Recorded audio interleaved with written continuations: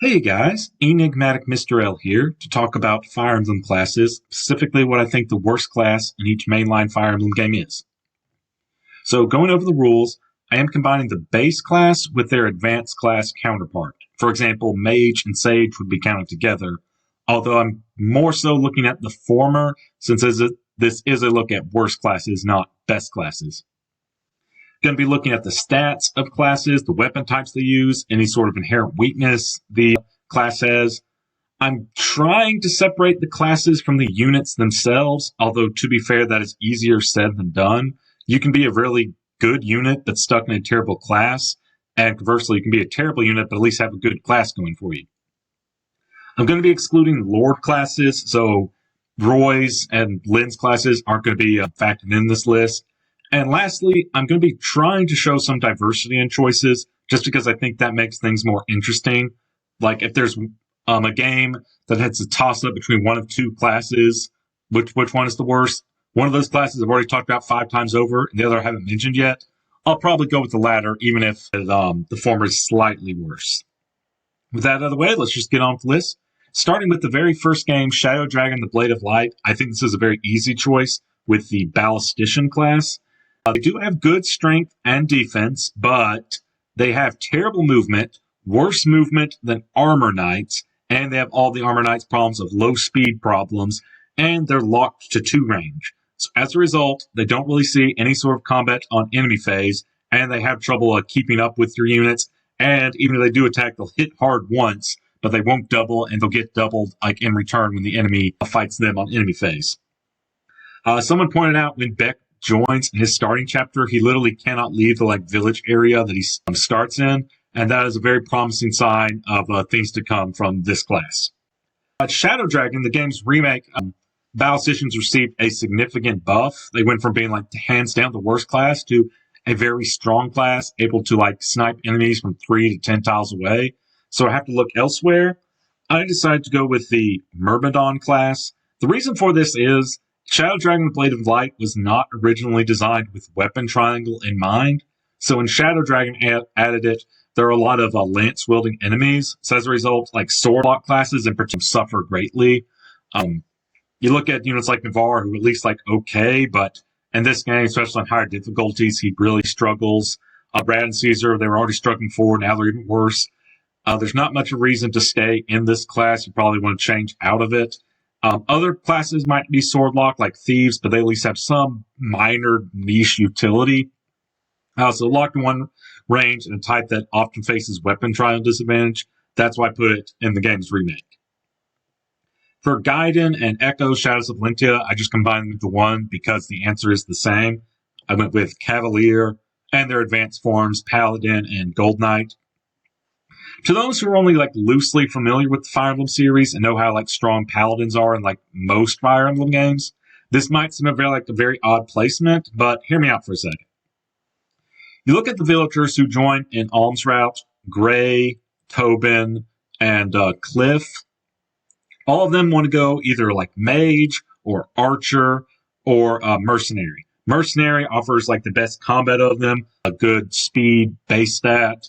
A Mage has spells. You don't have to compete with weapon resources. You just use your spells as attacks. Archers eventually gain access to 1 to 5 range. And the remake Shadows of Valentia, they get Hunter's Volley. Those are all good classes. So you're left with either Armor Knight or Cavalier. Strictly in terms of Alms Route, I think it's slightly weighted towards Armor Knights being worse, just because Cavalier's better movement. But then you look on Celica's route, and you have a lot of boat maps, which Armor Knight units like Valbar really get a chance to shine. And conversely, the later part of Celica's maps are all swamps and desert maps, where Cavaliers get just slowed down by the terrain so greatly. Really says something. You only have one potential Cavalier in Celica's route. And the original Gaiden, you can promote Atlas into a Cavalier, but it's kind of pointless to do so. Then the remake gives you Conrad late to the game, but he joins at the point where you're just in swamp territory, so he really struggles a lot. So that's why I think just this one time, Cavaliers, Paladins, and the like, they're at their lowest point in the series. So for Mystery of the Emblem, I'm once again going to be combining it with its remake, New Mystery of the Emblem. I think there aren't as many lance-wielding enemies in New Mystery of the Emblem, if memory serves. I made my Chris into like a sword master because of the higher speed cap and enemies can get really fast. She turned out fine. So I decided to go with a different sword lock unit, this time in the Thief class. Now, Thieves already in Shadow Dragon, the Blade of Light, and in Shadow Dragon, they weren't great. Obviously, Thief has some utility in terms of like doors, chests, that sort of thing. But in addition to just their usual, the combat isn't that great. The biggest drawback going against Thieves is that Marth gets the Fire Emblem fairly early on. So he can just open doors. He can just open chests while he's visiting villages or on his way to villages. So it generally makes Thieves not particularly needed. To be fair, they do have some use. They can still have their thief utility for doors. There's only so many like door keys to go around. And Marth can only be in so many places at once. He's got visit villages. He's got to seize. You might want to see him use some combat here and there. So it can be helpful here and there to have additional thief. That said, it's still like a really minor niche use. I think this is one of the worst games for thieves, as well as Mystery of the Emblem and in its remake, New Mystery of the Emblem. So for Genealogy of the Holy War, I don't think I can avoid talking about the elephant in the room any longer. You've all seen the thumbnail. Armor Knights, just in general in Fire Emblem, aren't very good, on average anyway. So if you took a look at like stats just across all Fire Emblem games, by far and large, the most important stat is movement. It is like the one S tier skill, and right next to it, at the top of A tier skill is speed, and Armor Knights typically really struggle in both of those departments. Genealogy of the Holy War in particular really hurts because it has the largest maps in the series by far. Other infantry units do struggle as well, like, Myrmidons, heroes, sword masters, archers, snipers, that sort of thing, healers. But archers, Myrmidons, they have pursuit as a class skill in this game, and they have 1 point more movement. That really adds up. Healers, they do struggle just being on foot, 5 movement, but stabs like the return stabs, the warp staff, that sort of thing, or just basic healing and heal, mend, possibly physic, they allow you to do much more than Armor Knights could. I can maybe see the argument for Mage here, since they're stuck at 5 movement as well, but some of them promote into Mage Knight. That fixes their movement problem. And even just beyond that, they have reliable 1 to 2 range, and they're hitting on the enemy res, which, because this is a Kaga game, the enemy doesn't know what a res stat is. Just as a result, Armor Knights, they don't really have much to do. You might think they'd be good at choking points and like defending, like guarding castles, but there's very few times like your castle or like one of your castles is actually under active threat. It just leaves the Armor Knights at one of their lowest points in the series. So in Thracia 776, I think Armor Knights, they're slightly better here. Maps are obviously a lot smaller. There are a few like defend maps, like Chapter 14, I want to say, with like 3 big choke points. Chapter 20, I want to say, is defend map / kill boss map. So you can get some use out of Armor Knights there. So it's time to look at the other big punching bag of the series, and Archers.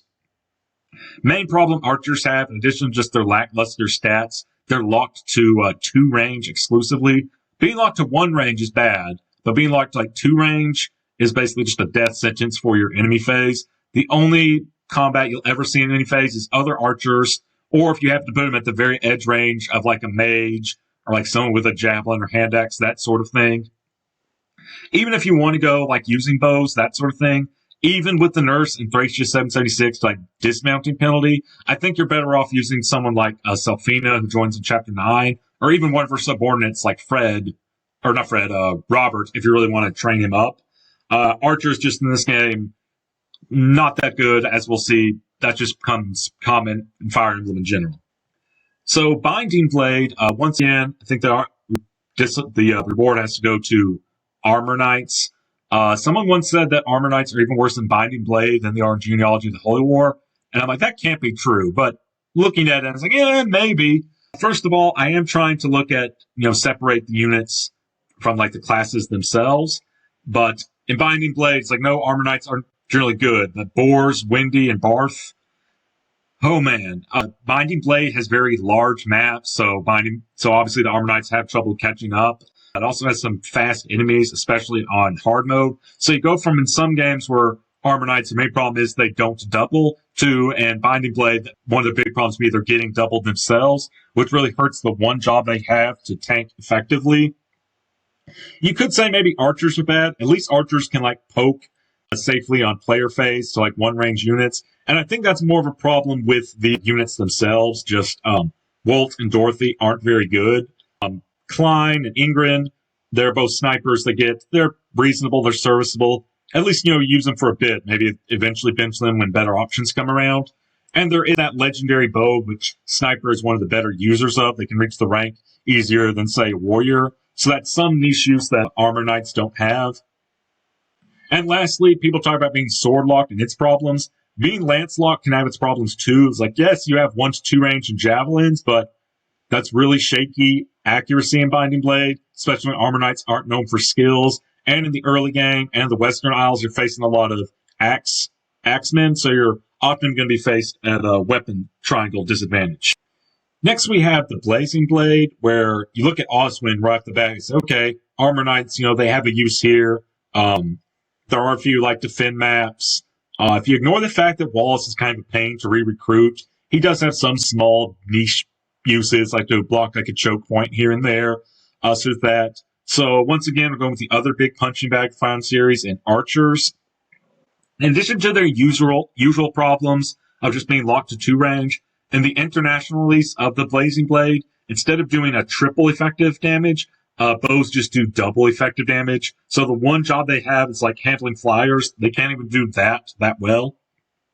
It's really telling when there's an argument to be made that Rebecca and Will, who joined fairly early on, there's this good case for them being worse than Wallace, who joined so much later. At least Wallace joins with competent strength and defense, can choke a point here and there. Whereas these, even though despite being around early game contributions, those quote unquote contributions really don't amount to much, just filler. And even when you get a promoted one, Luis as a sniper, I mean, she's okay, I guess. You can use her here and there, but there's nothing that has that special going for her. Next, we go into Sacred Stones. I could go with the obvious candidates of Armor Knight or Archers, but Archers, when they promote into Sniper, they're one of the best users of using this game's holy weapon for the bow holy weapon. Can't remember the name of it offhand. So that's at least a niche unit, a niche use they have.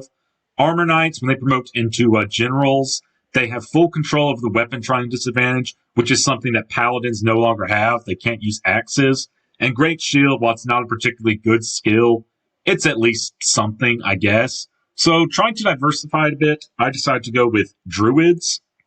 Now, in a vacuum, this class isn't that bad. Uses stabs, anima magic, and dark magic. The problem becomes when you look at it, it is the promoted class of the Shaman. The Shaman can either go Druid or it can go Summoner. And while I think the class choices in Sacred Stones, they tend to weigh heavily towards one or the other. For example, Cavaliers are much better going off into a Paladin than Great Knight, in my opinion, just because the increased mobility as opposed to losing a point of movement, the best stat. Choosing to promote your Shaman, whether it's Null or trained up Ewan into a Druid, I think is a very terrible choice. You do get, in terms of promotion gains, 1 more defense and 1 more HP, as opposed to 1 point more skill, 1 point res, which is okay. And you can use anima magic, but you lose the summon skill, which is just so broken. Baiting enemies out, baiting out siege tomes, drawing out, powerful units the Draco Knights and the end game. Those they can almost wipe out any unit with a single hit. They can bait those enemies out. Just that sort of thing, manipulating AI. I think that is very useful. And just forfeiting that, just basically the ability to use anima magic, I think you're really hurting yourself if you choose to go Druid over Summoner. So for Path of Radiance, looking at the obvious candidates in Armor Knight and Archer, Armor Knight does have some use, Braum joins.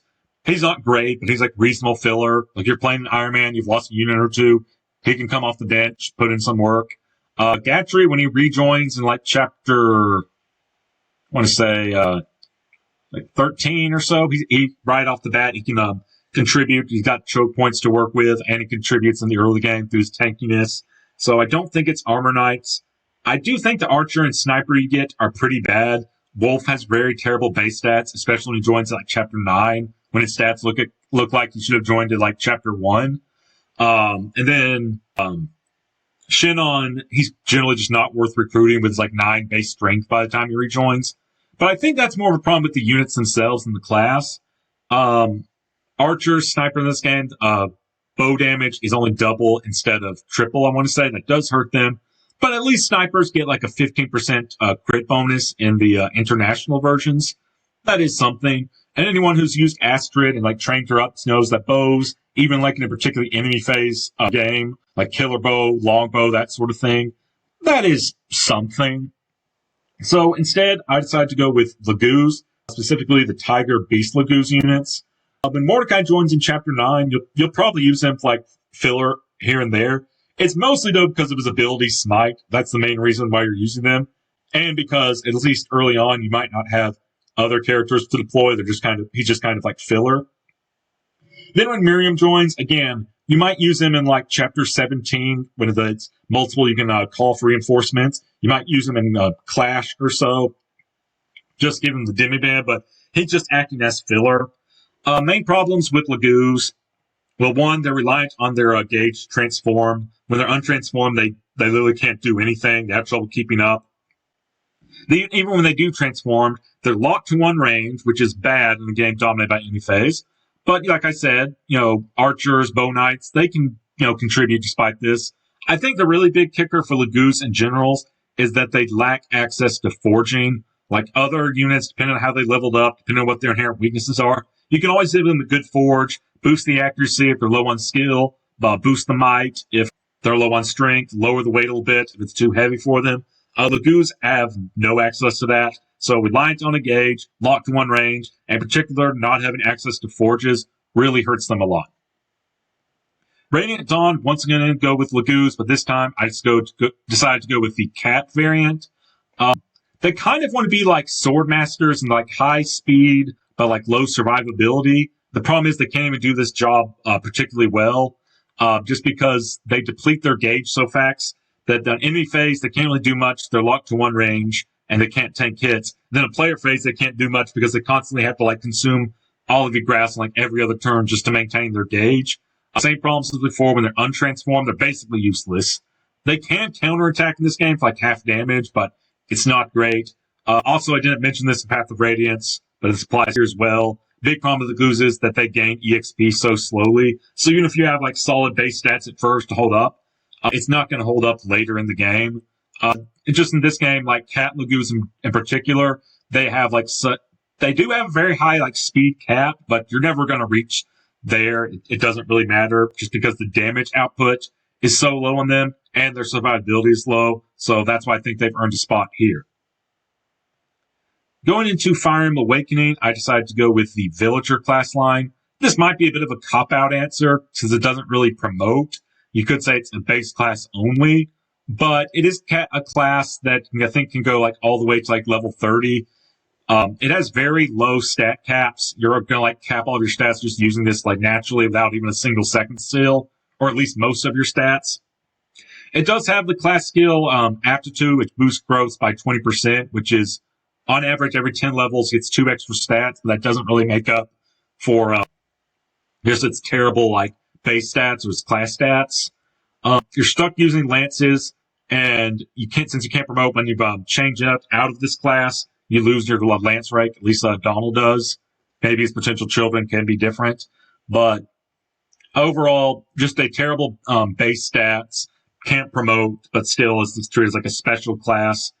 Could be considered a bit of a cop-out answer. I did consider choosing the Tagwell, which are basically just an inferior version of like Noe's class. Slightly more speed, but less like defense and strength, I want to say, being locked to one range. Or snipers and their general problem being locked to a 2 range. But I want to talk about something new. For Final Fates, once again, I'm going to go with the Villager class. This time it can at least promote. It can promote into either the Merchant class or the Master of Arms. Master of Arms does have control of the weapon triangle. That is something. Swords, lances, axes. Can learn the skill potentially life or death, or maybe it's life and death. And then in Merchant class, it can learn Spendthrift. Those are niche skills. If you combine them together, Mozu can be an effective like Talk Me killer for Conquest endgame. But just in general, the class aptitude has been nerfed. It's now boosted growth by 10% instead of 20%. Same as before, very low bases. Like it's telling in her joining chapter, most of the enemies just one-shot her and she can't even damage them without tonics, pair-ups, like that sort of thing. And just the villager class, its pair bonuses, I think, are just like skill and luck, which don't really help you meet any thresholds. So arguably better here since it can promote. You don't need to second set out of it.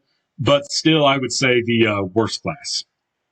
Next, for Fire Emblem Three Houses, I think the obvious choice here is to go with either Commoner/Noble, which is the base class of pretty much all your students. Anyone who's not like a faculty member, this is their base class, and you want to get out of it ASAP. Maybe stay in it long enough to get the class master skill HP +5, but that's about it. However, I did consider that a bit of a cop-out answer. So I decided to look at more like the promoted in like master classes, that sort of thing. Archers are safe this time. They get the close combat skill if you want it, so they can attack at one range on enemy phase, and plus bow range 1, plus bow range 2 can be very helpful. Armor knights, still bad, like low movement, but at least there is no master class that's just armor knight. So you can be like promote like great knight, that sort of thing. At least get cavalry movement, that sort of thing. While I'm not looking at Lord exclusive class, I do want to give a quick nod to like Edelgard's promoted class, which is basically just a trap. It's basically like the downsides of an armor knight with like little to no of the upsides. She's much better in a Wyvern Rider class. Granted, everyone is, but like especially like Edelgard.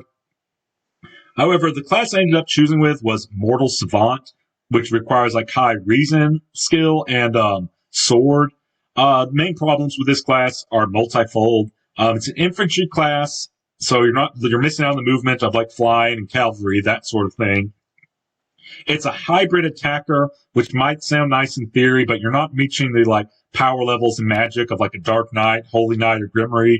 You're not reaching the like strength and like physical attack prowess of say something like a War Master or the like. And I think like the big kicker is there's a slight penalty to your speed for going in this class. It has a minus 10% speed like growth modifier, which you think, okay, losing out 1 point of speed every 10 levels on average, that's not too bad. But just shifting into this class and something like, say, Swordmaster or Assassin, you can lose speed that way too.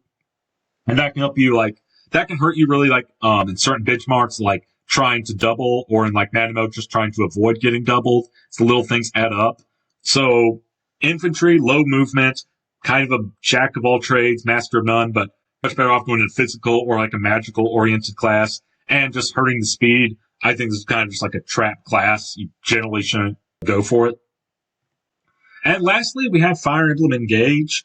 Even though I'm still not the biggest fan of armor knights, I generally prefer to go like Great Knight if I'm using like Louis or something. Armors in this game, they avoid getting broken. That's a good skill to have. They only have 1 point less movement than others, basic infantry classes in games with like typically smaller maps. So that's not too bad, even if it doesn't really match my playstyle. Snipers and like are definitely excluded here because in Lynn's Astrostorm ability, getting plus 10 range on that, even like snipe an enemy away, deal basically 0 damage and have them start charging towards you. That makes, certain bosses like say Leaf and his paralog, or Zephia in chapter 23, that sort of thing. It makes them so much more bearable. So I'm not going to go with snipers here.